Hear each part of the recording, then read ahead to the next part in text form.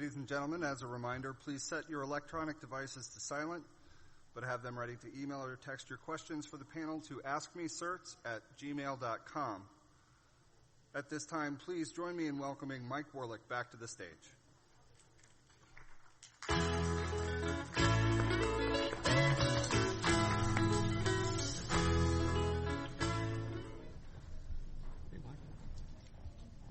Welcome back. All right. So, we're about to hear a bit on STEM this afternoon, or this morning. Promoting STEM in a rapidly changing world in education. It's a session that impacts everything we've been talking about this week in a unique way. So, we have Eric Toler, who is the Executive Director of Georgia Cyber Center at Augusta University, is going to moderate this panel. Eric is well known in the community. Just a couple things. He probably didn't want to hear anything, but I want to tell you a little bit about Eric. He retired as a U.S. Army colonel with over 27 years of service, primarily in the intelligence field. He was instrumental in shaping cyberspace operations capabilities for both the Army and the Department of Defense, and wrapped up his active service as the commander of NSA Georgia. That is a lot. He has a tremendous background, and obviously the Georgia Cyber Center thought that as well, and they grabbed him as soon as he retired. So with that, I would like to turn it over to Eric. He'll introduce his panel, and look forward to the discussion.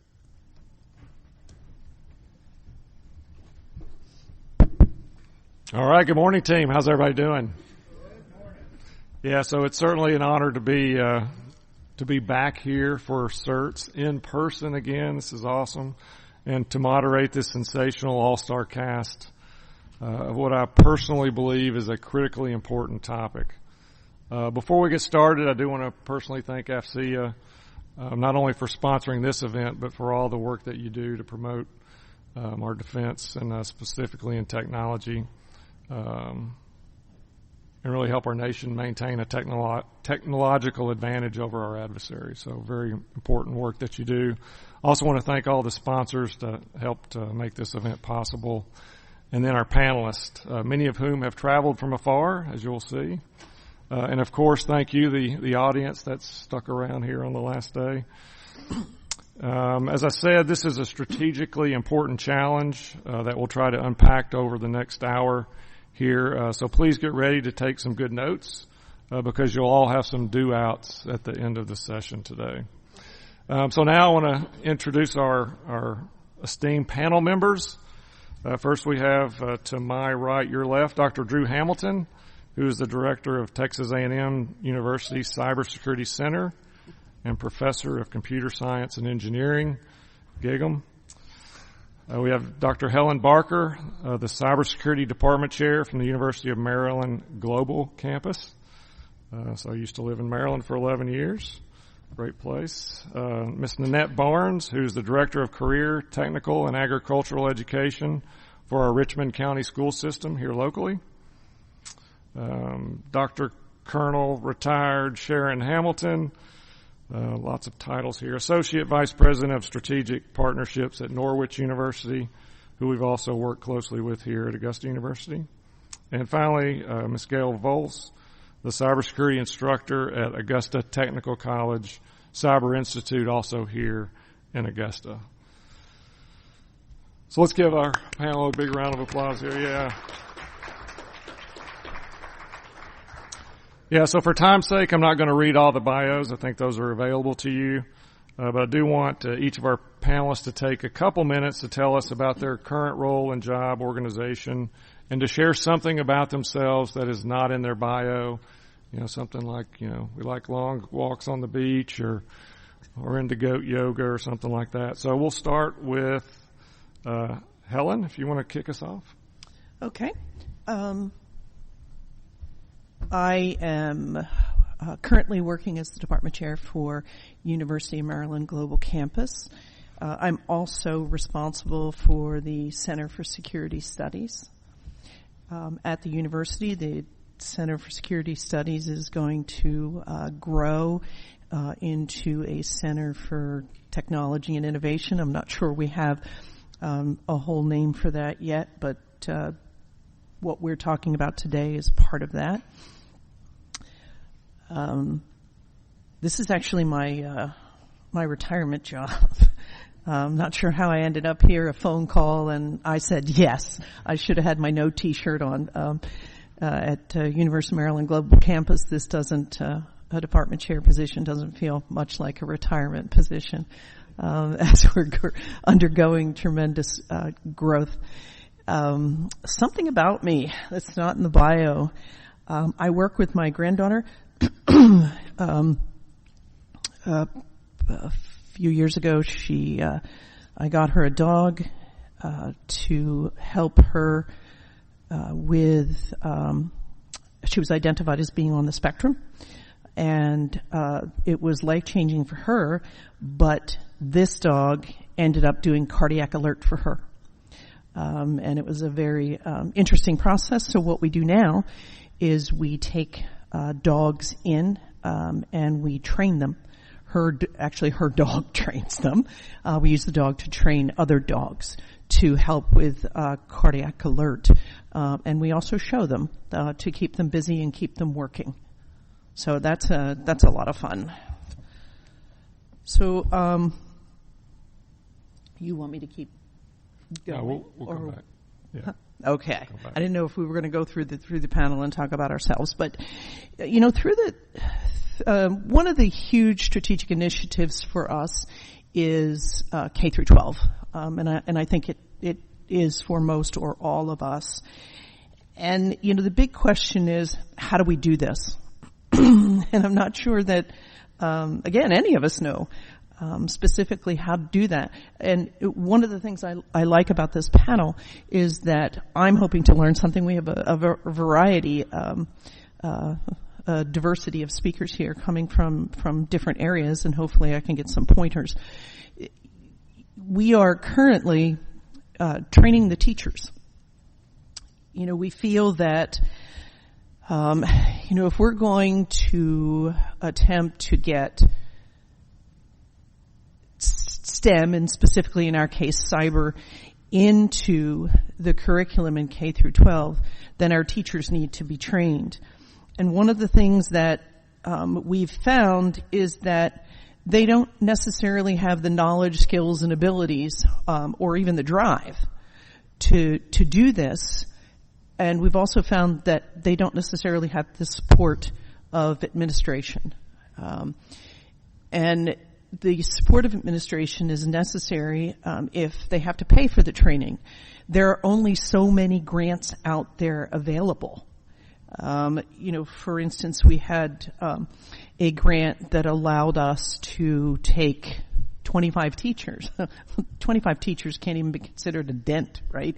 It's not even seen. One of the things that we're trying to do is to teach them to develop curriculum. We can teach them the skills, but that doesn't help them get it into the curriculum because they're two separate things as far as we're concerned. Awareness and you can do this, but how do I teach this? And what do I do to teach this? One fallout from that, by the way, is that we've had a half a dozen that have really taken to cyber. Two of them already have jobs with the government. So they're leaving teaching. So we have to find a way, some incentives to keep them there. They are, however, giving back through mentoring, which is one of the things that I think is a key part of what we need to do with our K through 12, so that we don't get students that go in for that week-long training and then it's gone. Right? And that's why getting it written into the curriculum is huge. And I think in this whole process that I have more questions than I do information to impart. How do we design this curriculum to be more inclusive, for one? We know we have a large population that don't have access. How do we do that? Has COVID and how we've had to deliver education in K through 12 taught us anything? Can we use the tools that we've learned from that as a mechanism to deliver this to populations that wouldn't necessarily have access? Can we partner with our libraries to develop computer centers for students who don't own computers or have internet? Who are our partners beyond the academic institutions? And I'm hoping to hear some of that. So, the questions I have is, I did some research and had some students doing doctoral research on STEM schools and losing those students as they go into college, and in particular, the statistics for young women moving from the STEM schools into STEM programs in college was lower than we would like to have seen it be. So what's happening there? So my concern is, are we burning them out? We need to be careful if our focus now is middle school and below, are we going to burn them out? How do we get STEM into the curriculum such that it is fun and we're not burning them out? We are looking at gamification. We have a system out of Arizona. They call it Cyberopolis. We've branded ours at Mars. I don't know what it stands for because it doesn't make sense to me. It has some what I call lower level CTFs in there that would be fun. And I've done these through previous universities where you create these fun events to keep them interested. But they need to be ongoing. And how do we do that, through Mars in an ongoing way? How do we do that for the teachers? If we're asking them to commit to putting this in the curriculum, then we have to commit to making it available on an ongoing basis and outside of grants. Not all of us get grants to do this. I think in higher ed, we need to make the commitment to provide this in an affordable way for our teachers and for students through summer programs that keep them moving in the summer, sort of like the summer reading, right? Summer cyber opportunities. How do we, and I noted this before, how do we reach those that don't have the advantage of access to the technology? I think that needs to be part of what we think about. I think we need to increase STEM mentors. I work with my granddaughter's elementary school. I found computer donations. I help, and they do after school programs, so I go in and help troubleshoot with them. So spending the time to do that, and hopefully as they grow into STEM, they'll also give back. And this is what, we're trying to create. But then that goes back to that big question is, how do we do that? I've laid so many different things out here. How do we put all these pieces together and work with our partners to make this happen, not burn out the students, retain them, and move them off into the workforce? And despite the fact that, I'm in higher ed, it's not the place for everybody, but it doesn't mean that you can't gain these skills in other ways. So. All right, thanks, Helen. Yeah, if we just continue down and just do a quick introduction, then we'll come back to the main topic here. Good morning, everyone. I'm Nanette Barnes, and I am the Director of Career, Technical, and Agriculture Education for the Richmond County Schools here in Augusta. And we emphasize agriculture, of course, in the state of Georgia because it is a big money maker for us here. So we do have some ag programs here. But something about myself that's not in my bio, other than I work 24/7, 365 for CTAE, I'm not quite sure. Family oriented, travel a lot, but I do find myself as an educator looking for certain things in the real world as far as STEM and cyber and things of those things like that are concerned in my everyday life, and it's a part of the conversation that I have as often as I can. So that's something that's not in my bio, but I'm looking forward to the conversation that we're having here this morning. Awesome. Thanks, Annette. And Drew? Well, like most engineers, I've had a really uninteresting life.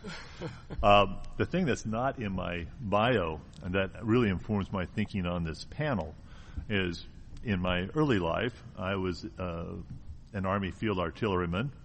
I really loved that. I was slated to go command a Pershing missile battery, and Pershing went away. And the Army, in its wisdom, gave me a choice of computer science graduate school or recruiting duty. So I pursued a master's in computer science at Vanderbilt University. Unfortunately, my undergraduate degree is in journalism, which is not a great prep for STEM. At Vanderbilt, they informed me they had admitted me by mistake, and that I should tell the Army that I needed to leave. And that actually didn't play well with the personnel command. I did complete my degree. And there are a couple things that really inspired me from that experience. One, I ultimately decided to become a professor because of the caliber of the faculty at Vanderbilt that spent a lot of time with me. The problem, the thing I learned from that is I didn't have a work ethic problem. I think most soldiers don't. But I didn't have experience. And as a master's student, even back then, some of the kids who were doing master's degrees just started programming in high school. So if you're coming into the computer science, computer engineering field, and you have 6 or 8 years of programming experience, this is huge.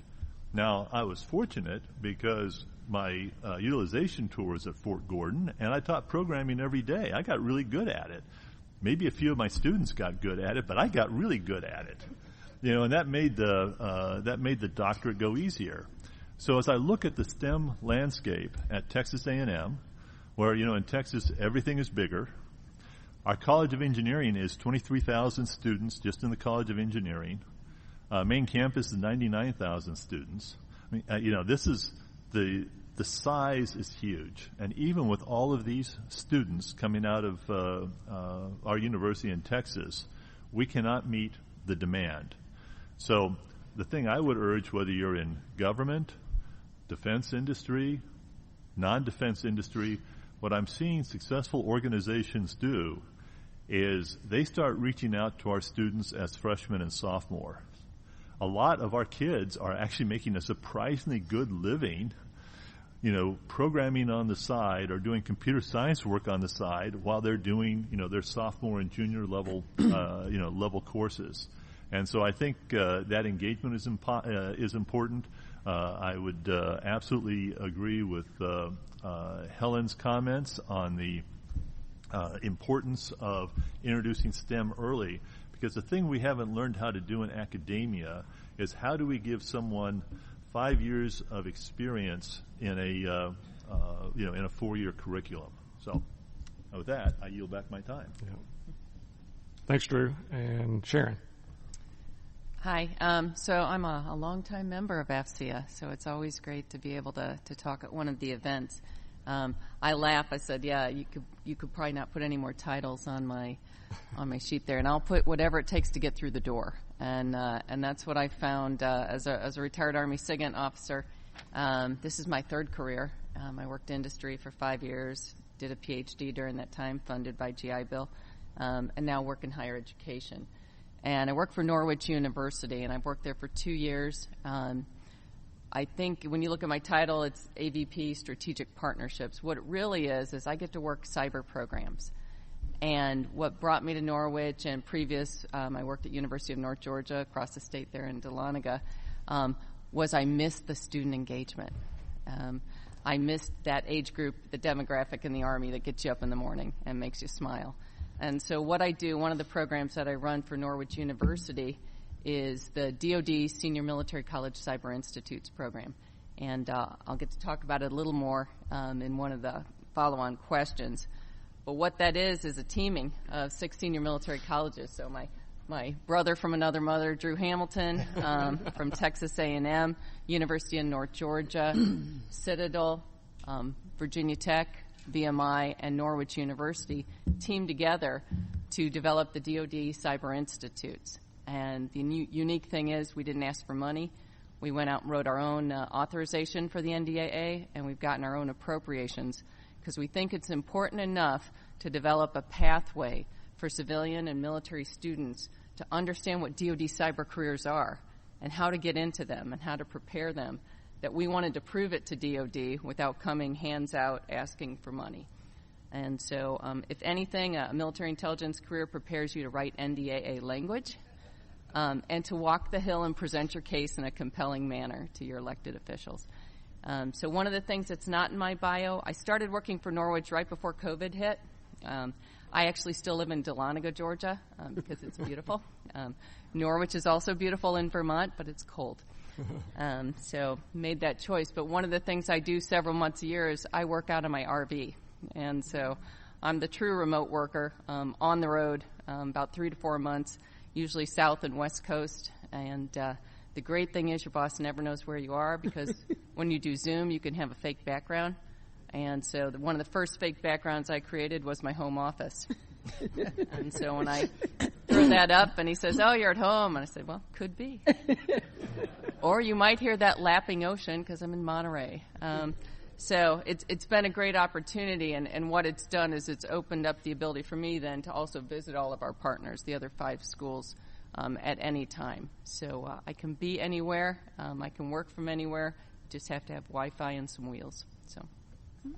Yep. Sharon and her mobile command post there. That's awesome. And finally, Gail. Yes. Hi. Good morning, everyone. My name is Gail Volts. I am a cyber instructor for Augusta Technical College. I bought 33 years ago. I retired, so this is my retirement gig also, which I absolutely love. Bought 34 years of federal service to this job and have just enjoyed every moment of it. I enjoyed all my entire career, to be quite honest with you. An interesting fact about me, I do love long walks on the beach, but I also love long walks in the mountains. And someday I will finish the Appalachian Trail. Awesome. Yeah, so I just want to back up a little bit. So when we look at our title of this session, Promoting STEM in a Rapidly Changing World in Education, really don't mean to imply that the world of education is rapidly changing, because we know that's not the case, but that the world is changing rapidly due to technology, and that our education systems really need to figure out how to keep up. And if there are any skeptics out there that may not think this is a big deal, I want to take the first few minutes and try to kind of frame this problem a little bit. And one caveat up front, although this is a pretty cybersecurity leaning panel, as you can see, I'll argue that the same challenges exist in all the STEM fields. Where the bottom line is we don't have enough young women and men who are interested in pursuing a STEM career after they graduate from high school to meet the extraordinary demand for high-skilled workers, both in the public and the private sector. So I'll throw just a few stats out there that you probably heard already this week. You know, according to CyberSeek website, 597,767 cybersecurity jobs unfilled in the U.S., 21,868 just here in Georgia alone. And at the same time, for Georgia schools, and this is just related to cybersecurity, but 1,635 students are enrolled in a cybersecurity class in high school. That was during the 2020-2021 school year, which is less than 1% of our high school population. So not only minored in math, but even I know that those numbers don't add up. So being a big Simon Sinek fan, I'm going to start with the why. And to our panelists, just very quickly, why do you think so few students are pursuing STEM educational tracks coming out of high school? And we'll start with Nanette. What I see taking place in the public schools here in Augusta, not being able to get qualified instructors, because honestly they can work in the private sector and make lots more money. So getting that qualified instructor that has that energy and that heart that really gives them a taste of it, it's rare. It's hard to find them. So that's one of our barriers, that does not attract the students to come into they don't have those mirrors that they need to look into in order to come into the STEM field. So if we had those type of instructors that they could look at, that would give them the enthusiasm, be engaging and inviting, then I think that we would have more students in the STEM area. And just to add the cyber piece to that as well, we do have a cyber academy here in Richmond County that is a partnership with Augusta Technical College, but our numbers are low in that as well. We have less than 200 students that participate in that academy because it's hard for us to keep qualified, engaging instructors that will really give them what they need in order to transition over into the technical college. So that's the barrier that I see. Awesome. Thank you. Drew. I think a couple of things. One is there's a wide variance in my view of what goes on in high schools in different states and different counties. So I think, one, it's important to be able to expose, high school students to things that will interest them in STEM. So, for example, if you take the area of digital forensics, you can do some really cool stuff just using freeware tools in forensics that will hopefully pique students' interest in terms like, how does this work? How did we decode this image? How did we how do we find this slack space? What is this actually? What do these things actually mean? I think that's one. I think in the area of programming, if you start out with a young person just writing raw C++ code, that may not be a lot of fun. But as the service academies discovered a long time ago, you start getting them to code raw HTML and doing web pages. That's kind of cool. And if you teach them to write their own HTML, they're not dependent upon a tool. They can learn to do some things, really fast. So I think these activities are useful. I think the other thing we have to take a hard look at is the prep for what it takes to go, to an engineering based curriculum, because looking at this at the university level, we see kids who are interested, and if the calculus requirement doesn't wipe them out, the physics requirement will. And so it's actually important, to make sure that in addition to introducing STEM topics that are relevant and useful to to high school students, it's also important that they have the preparation. And I think this is hard because mathematics really, for a lot of people, doesn't become interesting until you get to the higher level math. You have to pay a lot of dues to actually get there. And I agree with my colleague panel up here. We also have to equip our teachers in high school to do that. I'm proud to say my daughter is a high school teacher. She doesn't have a lot of spare bandwidth, to actually, introduce new topics or learn new things, because she's already got a ton of kids that she's trying to get through the state-approved curriculum already. So I think resourcing our high school students, our high school faculty more is actually really important. I think partnerships between high school faculty and college faculty can be useful, particularly if the university can share materials and help in the development, for our, frankly, overloaded high school teachers. Awesome. And Sharon. So definitely agree on the role models that Nanette and Drew mentioned.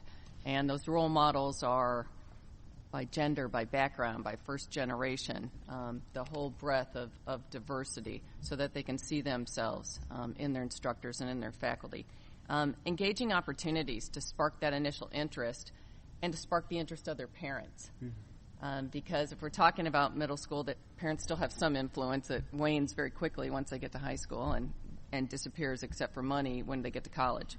So, but just some engaging opportunities to just spark that, and then you've got to figure out how to keep them. Because once you hook them, you have an obligation then to help them along that path.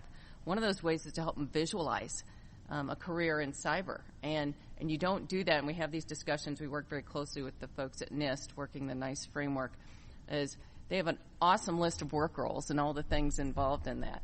And there's not one middle school or high school student that's probably going to look at that. But what they will look at are some short videos of people actually doing those jobs, and short by 30 second, right? that you can put on YouTube, that you can put other places to say, what does it look like to do digital forensics? Who is that person? Could I be that person? And so they're working on that, and we've got an NSA grant that Norwich is also working on to put those out there so that students can see themselves and visualize a career. And finally, I would just say some awareness on students' part that they don't all have to be engineers or computer science majors, that cybersecurity degrees, we're looking for a different personality, a different behavior, and a different skill set. And so that they understand that if they are daunted and some just cannot get through that third higher level math class, me included, I was a geology major, they can get a great cybersecurity degree and they can get great opportunities, and we just have to let them know it's out there. Awesome. And Gail? I would say people are products of their experiences. And what I mean by that is I have a great opportunity of working with some middle and high school students here in Augusta as a mentor, as a coach. And one of the key things I have found, I'm going to kind of pull the thread that one of my previous panel members brought about paying dues. One of the key threads that I've seen with students who don't want to go into STEM, because I work with both students who are going into STEM, not going into STEM, mostly in the math area, they tend to feel like they can't do it.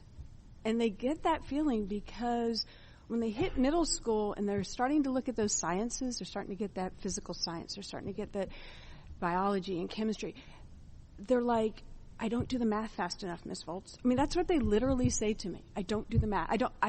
They understand addition, subtraction, they understand the concept of multiplication, division, but what they can't do is that simple 2 times 3, 4 times 1, 6 times 5, 1 plus 2, 3, 5, 5, those types of things. And because they can't, they have to sit down and look at it and figure it out. Well, all the other class or the teacher is moving past them because they have to, because they have a timeline. They've got to get through the material. And so then they get this idea that they can't do it. Right? And that's a product of their experience that they're having. And once I bring them around and I say, you know what, let's really take a step back. Let's look at multiplication tables. And I give them a challenge. Come back next week. These multiplication tables, you can do them in this time frame. I'll give you, a soda, whatever, right?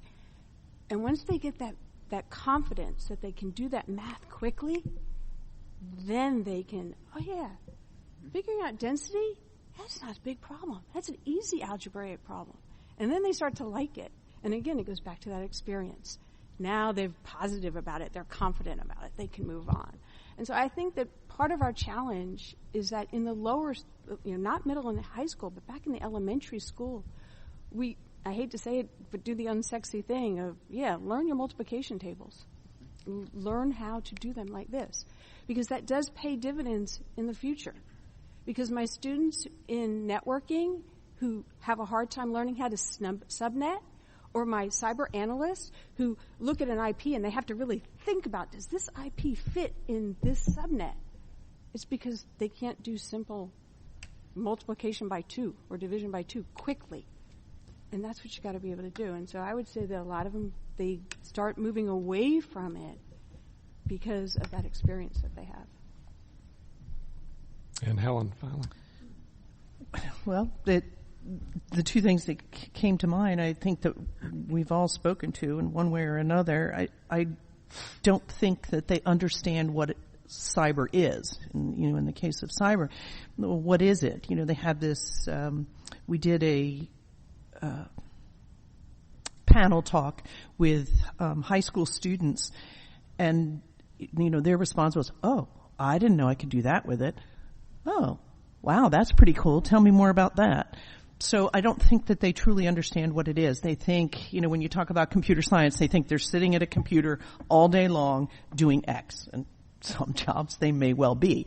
But there are a variety of things. And, there are programs out there, when we talk about math, there are programs out there that aren't strongly math-based. And they're doing cybersecurity and going out into the world and being, very productive and effective in their jobs. So I think that we need to give them a better understanding of what it is. Awesome. So we kind of unpacked the problem a little bit, alluded to some of the solutions, but now I want to focus a little bit more on the meat of this. So to our panelists, what specific initiatives or programs have you started to help inspire young men and women towards an interest in STEM, which we talked about, then help keep them on track through high school so they remain interested and want to pursue a career in STEM. And so about 3 minutes each. We start with Nanette again, please. Okay, great. In Richmond County, we're starting with our elementary schools. So one of the things that we're doing, well, a couple of things that we're doing. We're partnering with the City of Augusta, the Utilities Department. So they have a model water tower competition. So the females and the males participate in that, and we usually use that for middle and elementary school students. We just awarded prizes last month for those. We also have STEM-focused schools, two of our elementary schools, which is A. Dorothy Hines and Goshen Elementary. A partnership with Augusta University, we participate in the STEAMify, which is for elementary and middle school, so that also gives them continuous exposure for STEM. And we're also doing some exploratory curriculum, with defined learning at 6 of our elementary and 2 of our middle schools. So we're continuously trying to incorporate STEM in some shape, form, or fashion. What we're working on currently is trying to get our middle school, high school, magnet school, A.R. Johnson STEM certified through the state of Georgia. So we've already started some conversations about that so that we can make them a STEM certified school. Also, we are working on some curriculum lessons that we are doing with core curriculum with math and science and CTAE so that we can offer the STEM lessons more so to show students where the correlation is, where the connection is. So we're doing some professional learning this summer with that. And another thing we're working on is a program called aquaponics. So again, tying in the agriculture with our technology. So we're doing aquaponics at 2 of our high schools, Hetzler and Cross Creek, because they have agriculture programs. So that has been a very great incentive that the kids are loving it. They're really working toward it. Excuse me. I personally have a nephew that's in it at Hetzler, and he constantly talks about the fish and the shrimp and the things that the vegetables that they've grown, etc. So it is becoming popular. So we're hoping that will hook them as well. And one of the other things that we're trying to do next spring in our district is have a big female STEM seminar. And hopefully we'll have a 2-day seminar strictly for females. We want the panelists and the presenters to be females, all of the female students, everything to be female oriented so that they can see where they can possibly be once they graduate from high school into the STEM field. So that's a big initiative that we're working on for the spring of next year. Awesome. Thanks, Annette. And Gail? All right, so Augusta Technical College, we have several programs. Obviously, we have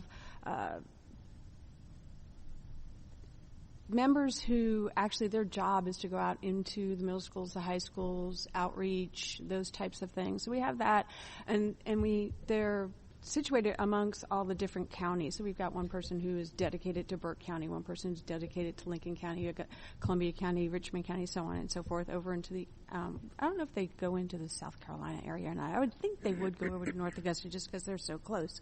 From a more instructional level, though, most of the instructors either do mentorships, either through Cyber Patriots, if we're talking specifically cyber, or just like I do, is just general ed, mathematics and such like that, because math is my passion. So we do mentorships and coaching, those types of things. Also from a college perspective, we've got several with our dual enrollment. Nanette mentioned that. We've got actually three high school students this coming Saturday graduating with associate's degrees as they graduate from high school, which is really an awesome story to tell. And then we have a series of students from high schools who take our TCC program, so they're getting their Security Plus or their A Plus or their those types of introductory certifications. That probably sums it up from Augusta Tech. Okay. Yeah, thanks, Gail. Drew? Yeah.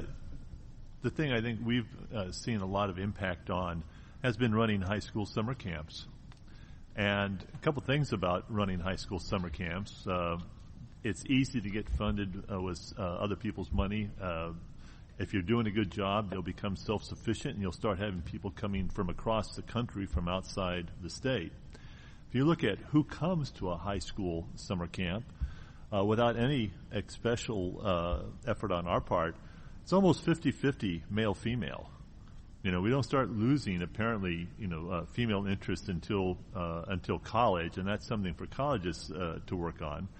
And in doing the high school camps, what we've done, we actually focused on forensics. And one of the hard lessons I learned is better off to use your young master's grad students to teach it than to have, because the kids really don't want to see a college professor. And the only use of PowerPoint that we allowed in our summer camps would be slides that showed the instructions on how to run the next exercise or how to run the next contest, because the students want to do hands-on. They want to learn stuff. It's really important that the camp be advertised accurately. The first camp we ran, the marketing folks did a great job. Everyone thought they were going to come to, CSI. I had students ask me if they could see a dead body. That actually wasn't part of the program. I mean, we would keep people moving. We would get them going to get them to see some of the really cool labs you have at the university, and so you start seeing a difference. So I was teaching because about 3 years after that summer camp, you start seeing some of those students in your as juniors in your upper division classes, and that was one of the things I noticed when I was teaching forensics. All of a sudden, I have a large number of females in my class.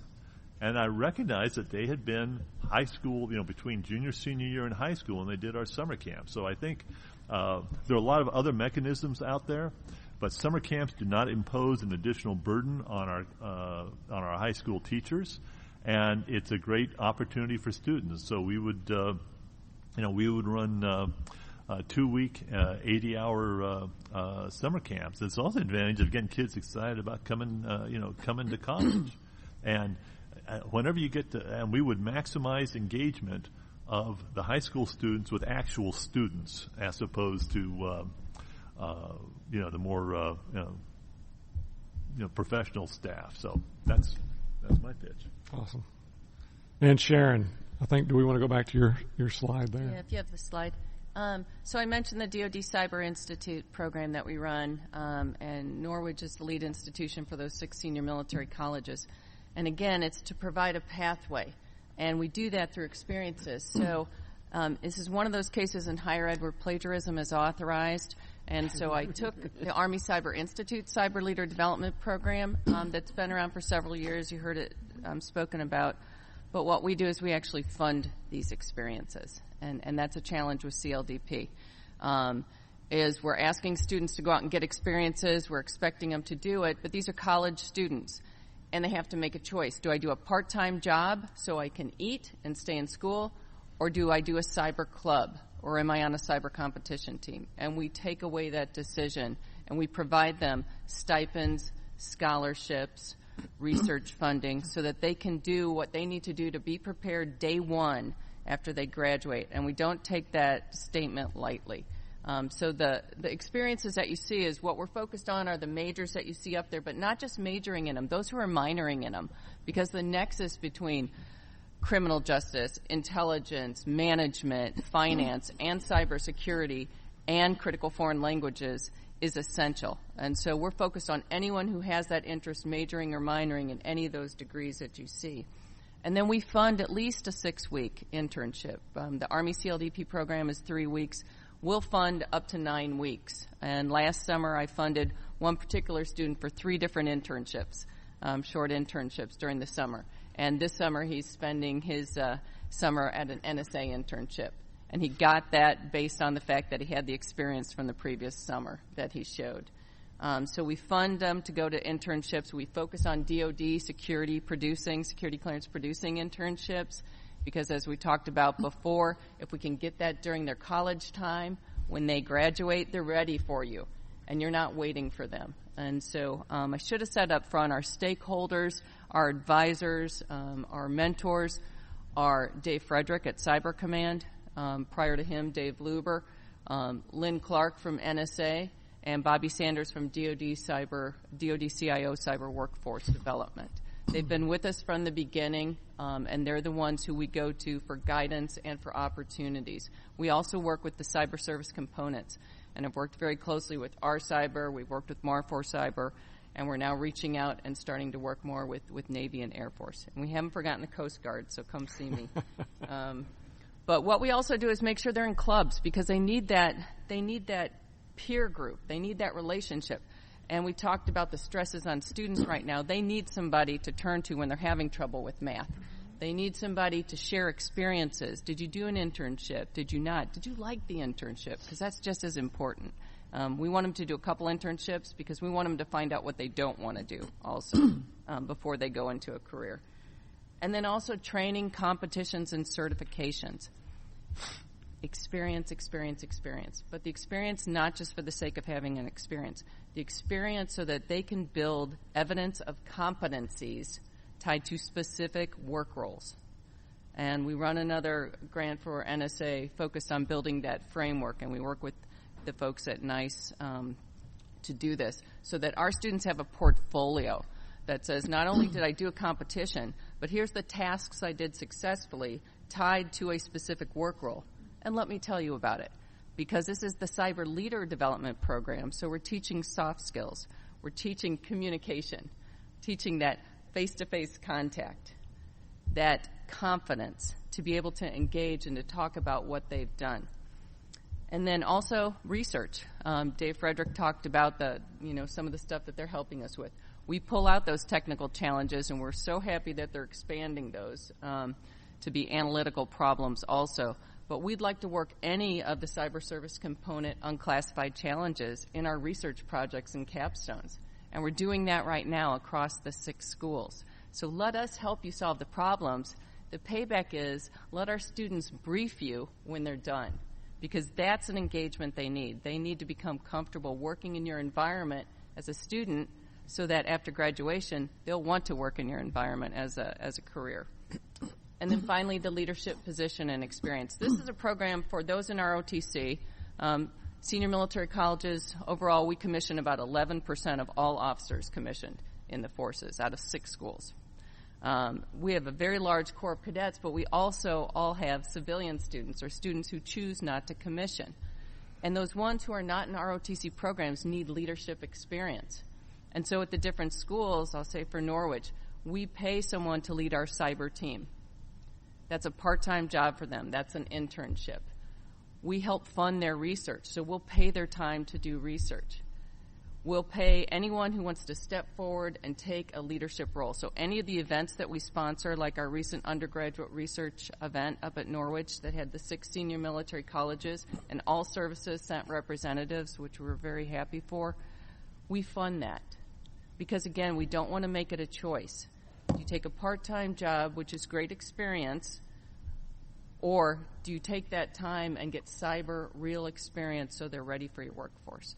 So I could talk all day on this. I have for some of you, so I apologize. But this is a program. It's a pilot program. We got the funding. We want to prove to Department of Defense this is a viable pathway, because we then want to go out and mentor other schools, and we want to show them how to use this. And so we've got this common framework across 6 very different schools. 2,900 students at Norwich, and Drew's probably got more than that in one of his classes at Texas A&M. So we've got 6 very different models that we can now go and apply to other schools. What we've asked DOD and our 3 stakeholders have agreed is to help us take this towards POM, because we can only go back to the well so many times with our congressmen and senators. And cyber's the topic now, but we want to be able to migrate this out. And so it's one of the future questions that I've already answered is this exportable? Can you make this fit other schools? Yes, it was specifically designed to do that. So we started with the engaged, service-focused senior military colleges, and we're really excited in 2 years to be able to expand to other schools. Awesome. Thanks, Sharon. And finally, Helen. So for the younger elementary, middle school, we're in the process of creating a summer camp for credit. It's 1 credit. And what we want to do with that is we want these camps to be continuing. So starting year, first year, learn this. Well, they come back next year, and it's a different camp. That group can move on and increase their skills. One of the things that we're looking at is potentially having weekend camps that build off that first summer camp that they do. This keeps them engaged and keeps them moving. I'd like to figure out a way to get a portfolio, teach them how to get a portfolio going for that, and interpret the experience that they're getting in these camps. One of the things that we're doing for the college students is I'm writing up the program learning goals to give credit for being on the cyber team and the newly developed esports team. It keeps them engaged. And for those that say, I don't have the time, well, if I give you credit, will you have the time? Participating in CTFs for credit, that's great. So we're working on that. We're also developing a class, and I've done this at a previous university, that teaches students how to battle. One of the things that we saw was particularly with young women, they think they can't do it. They think it's too hard. So they come in with the social issues that come with them being in the field, and the anxiety of believing that they don't know what they're doing, or that they can't learn it. And if we have a class, a 3-credit class, and give them the experience, then they're more willing to go to the next step and get into this. We also have our students, what I'll call internal internships. They help us solve internal IT issues. And we give them internship credit for that. So we find those opportunities as often as we can, and we partner with outside organizations to do the same. And these students are mentored by a faculty member, but that's it. They're mentored. The solving the problem is theirs, and then they present the issues. We partner with high schools for their capstone projects. And those are great opportunities. They do super, super well at those. So that's exciting for the faculty and the students. So essentially we try and create growth opportunities at all levels. Great. We're kind of getting near the end here, so I want to stop and see if we have any questions from the audience for our panelists, then we'll wrap up after that. With the lack of STEM teachers, partly due to higher paying jobs in industry, is it possible to consider having state credentials, adjunct faculty teachers who can teach cyber courses on a part-time basis while still maintaining their current job? Yeah, I'd like to take a hack at that one. Adjuncts. Every one of you out there who is in DOD now or has been in DOD, you can be an adjunct at our schools. NSA has been wonderful. We have 3 out of 6 of our schools have NSA adjuncts. We're starting to reach out to the cyber service components. If you don't have time, and these are virtual courses, you can help co-create a new course or update a course because you have recent relevant knowledge and experience. And it also helps you perhaps in your next career if you'd like to put that you've had some university experience. But we welcome any experience in adjuncts, even if it's just to come in and teach a module. That's how one of our schools built its reverse engineering course and then went on to win NSA Cyber Codebreaker Challenge for 2 years after that. So you can have an impact, everybody in here and everyone you work with. That sounded like a challenge. Anybody else want to? I would second that. My first teaching gig with Augusta Technical College was as an adjunct. Actually, I was still technically working. But we have many adjunct instructors at Augusta Technical College who are currently in DOD, in the military, working in private industry here. And for those of you who are from Augusta and you're, industry, one of our adjuncts who's from industry, he uses it as a way to find talent. and gets to cherry pick students or cherry pick people to come work for his company. And so it's a great way. I mean, and granted, you might say, well, that's not really, well, yeah, it is fair. He gives us a service of being an adjunct, and he gets to see the fresh talent that's coming through our programs. So I would definitely suggest it. It's an awesome way to just give back to the community, if nothing else. For the high school, yes, definitely. We would take a part-time teacher. We have ways of being able to have persons from industry to come in to teach our students part-time or half of the semester or half of the year. So, yeah, we will greatly take people that have that skill set that we need because we do so many things, especially with the cyber piece that I didn't mention. Like we have the Cyber Patriots, Girls Who Code. We've just had 10 students that passed the Security Plus, so we need help with that as well. Summer camps, we have that. We're dabbling in esports, so yes, please see me. Thank you. Let me, I agree with everything said, but one interesting use, we don't actually use the term adjuncts, but we've had a really interesting partnership with the schoolhouse at Keesler Air Force Base. And what we've been doing is they have a requirement to do 8570 training. Frankly, educators can do it better than some of these fly-by-night $3,000 a head training companies. And what we've been able to do is we actually take our students down to Keesler, have them sit next to senior NCOs and young officers who are like outstanding role models, quite frankly. We go through the training. Our students get directed study credit out of it, and most importantly, we haven't really gotten to the workforce development piece. The two of my master students are actually joining the Keesler Civil Service, and will actually be joining the instructional staff down there. So, I feel like we're making a contribution to the Air Force. And I would say, as far as I can tell about them trying to join the civil service, that appears to be harder than any course they took from me. Awesome. Yeah, I think that's a great question. I think that is part of the solution to the problem. Do we have time for one more question? That was our final question we have time for this morning. Thank you. Okay, good.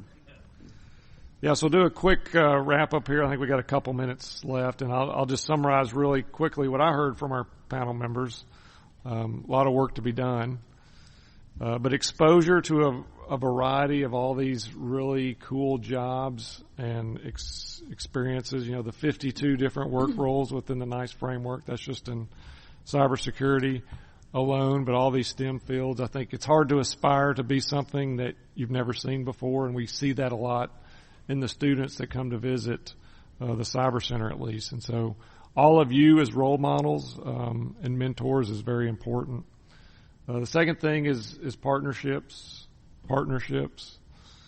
collaboration and mentorship. All of you, as was stated, could be at least a role model, if not a mentor, if not an adjunct faculty. So I will leave that with you as a challenge.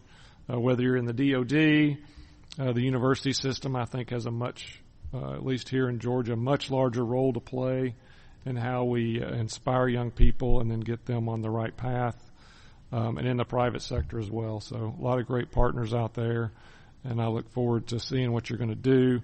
I know this is just a session. We're not going to solve the world's problems on a panel, but what we're doing at the Cyber Center is to have follow-up working groups to really get to the core of this problem and leveraging other partners across the country to work together to fix this. So thank you for your time. Thanks again to our panel members. Let's give them a big round of applause.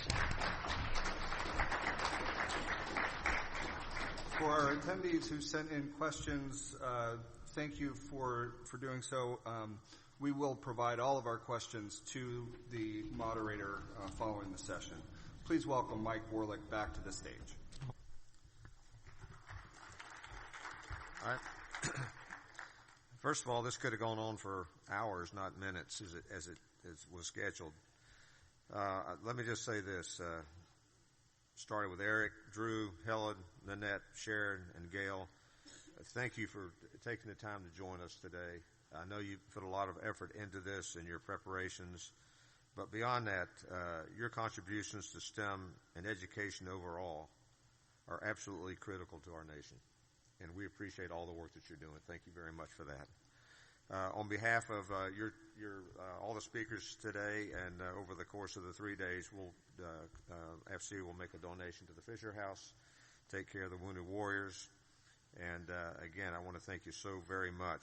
Now, we're going to take a short break, and there is a rumor that there are snacks out in the hallway there, so you need to beef up a little bit before you come back in here and hear this final panel that will be made up of our most senior enlisted workforce. So take a short break. We'll see you back here in about 30 minutes. Thank you. 11:45.